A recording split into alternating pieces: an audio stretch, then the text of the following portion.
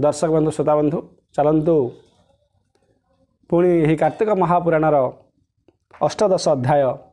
बर्तमान आम आवृत्ति करवा। नारद वाच शुण राजन चूड़ामणि विष्णुदूतंक वाक्य शुणी से विप्रवर धर्मदत्त पुणी भूमि रे प्रणमित उठी कपाळे कर देई बोइले शुणी मागो साई प्राणी सुगति अर्थे बिहि षड प्रकारे धर्म कही यज्ञादि दान तीर्थव्रत तपस्या चंद्रायण मत ए विधि धर्म षडगुणे जे करे सात्विक लक्षणे बहुत दिने सिद्ध होई अंते अच्युत्य पासे जाई तुलसी जल प्राप्ति मात्रे कलुष नर हिव गात्रे एकथा देखिली प्रत्यक्ष कलहा नामे स्त्री मुख्य ए बड़ दुर्लभ महिमा तुम्भे सर्वज्ञ पुण्य आत्मा आउ कि देखी अछ काहि तुलसी घेनी तपदाही संसार जाई अचिंतरी तुलसी वृक्ष सेवा करी एकथा देखिथिले कह मोर संशय मनुदह विप्रवचने विष्णुदूते बोलंती शुण एकचिते तुलसी महिमा जे बंद कहवा तहिर वृत्तांत पूर्व जे कांची नरपति नामता चोल चक्रवर्ती विष्णु भक्त पणे राजा धर्मे पालय जन प्रजा जावत रजैवित तावत धर्म थाइचित धर्म सकल जने प्रीति धर्मे संचय सर्वकीर्ति आत्मार तारण निमंते विष्णु सेवई शुद्ध चिते पूर्वे समुद्र तीरे राजा नित्य करई विष्णु पूजा पाषाणे देउल तोड़ाई पारुषे पोखरी खोलाई विविध तरु फल पुष्पे जतने रोपी चारि पासे गढ़ाई सुवर्ण प्रतिमा अनंत पुरुष उत्तमा प्रसाद मध्य ताकु स्थापी आगे पूजई नाम जपी नवीन रत्न हीरा लीड़ा माणिक्य मुकुता पहोला वैदुर्य पद्म रागमणि मर्कत रत्न आदि आणी मंडणी करी विष्णु अंगे वस्त्र कुसुम नाना रंगे विविध उपहार बाढ़ी पूजा करई स्तुति पढ़ी गंध चंदन धूप दीपे संजोगी श्रीहरि समीपे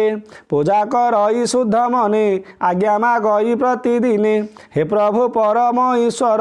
मोर प्रजा को सुखी कर प्रकाश हुआ सर्वहृदे मो मन रहु तुम्भ पादे एमंत बोली आज्ञा मागे जगत जन अनुरागे एमंते केते काल गला दिने एमंत कृत्य हेला नृपति विष्णु पूजा काले एक ब्राह्मण आसी मिले नाम ताहार विष्णु दास से ही नगरे तार आस दशम तिथि निशि शेषे विष्णु दर्शन आसे स्नान सारी प्रात काले प्रवेश हेला देव आले हस्तेता तुलसी मंजरी विशेष पत्र तृण भरी देउल भितरे संभाई मंडिला विष्णु अंगे नहीं तुलसी दले विष्णु केश ताहांकु होइला अदृश्य ता देखि कोपे नृपवर विप्रंकु करई धिकार बोइला धिक तोर बुद्धि तु किस जाणु पूजा विधि स्वभावे दुखी अकिंचन दरिद्र पणे ज्ञानहीन तोते मिलिब अबा किस विष्णुंकु करिबु संतोष देख मोहर पूजा विधि रत्न कांचन सर्वसिद्धि मंडिछि विष्णु कलेवर केवंते दिशई सुंदर तु आसीवेश भ्रांति कलु तुलसी दले उहाड़िलु एणु मो मने महाताप न देखी विष्णु निज रूप तुझे ब्रह्मांड बुद्धि नष्ट केवल वर्ण मध्य श्रेष्ठ तेणु सहिलु तोर दोष आउ बोलिबु बाकिस राजा वचन विप्र शुणी सधिरे कहुअछि वाणी हिंद्रुप न करिब कोप मुठारु शुणिमा स्वरूप उत्तम ऋषि वचने मुसुणी अच्छी पूर्व दिने विष्णु पूजा निमंते द्रव्य बहु विधान भी आईब पृथ्वी तुले पात्र करी ब्रह्मा वचने शक्ति धरी द्रव्य संचिव शुद्ध चित्ते सात समुद्र जल जेते अर्घ्य निमंते जेते क्षीर मेरु समाने अलंकार शपथ निधि रत्नमणि मंडिव विष्णु अंगे आणी पारिजातक आदि पुष्पे मलय चंदन सुबासे जगत जेते स्वाद फल पूजा रे बाढ़ सकल षोडश हावे पूजा विधि निगम मंत्र करि सिद्धि ब्रह्म मुनि उपदेश विष्णु को पूजिब हरस तेणे होइबे जते धर्म तुलसी दले नोहे साम तुलसी कोमल मंजरी बेनी हस्तरे थिब धरी जे जहा देव विष्णु श्री सधर्म कहले न सरे विष्णु श्रीमुखे छंती कही विधाता सर्वशास्त्रेली ईश्वर मुहि आदि गणे प्रकाश कले जणे जणे तेणु प्रसिद्ध ए तुलसी गोविंद पूजारे प्रशंसी केबे ए कथा नुहे मिछ तू राजा गुरु द्वारे पुछ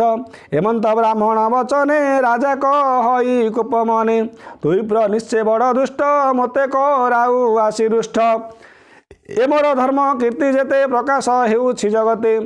के आ संख्या करि पारी तू कहूँ मोर संगे सरी तुलसी वृक्ष केते रोपी आपे भोला अछु तपी आपणा गुण कहु बंदी मोर अशेष धर्म निंदी एक प्रच्छन्न बुझिबा चाल उत्तम स्थान जीवा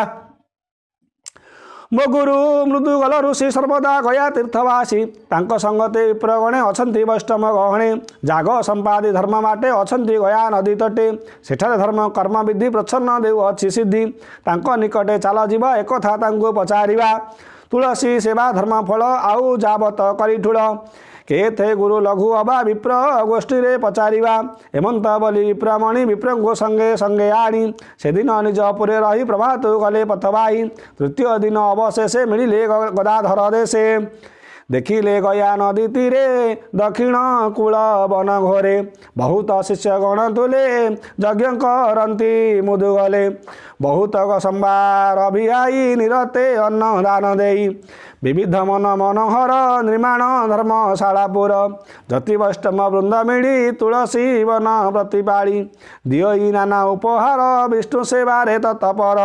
तुला मकर मेष मास श्री एकादशी उपवास ए धर्म मान कही मुखे दिन बंचती अति सुखे ता देखी चोल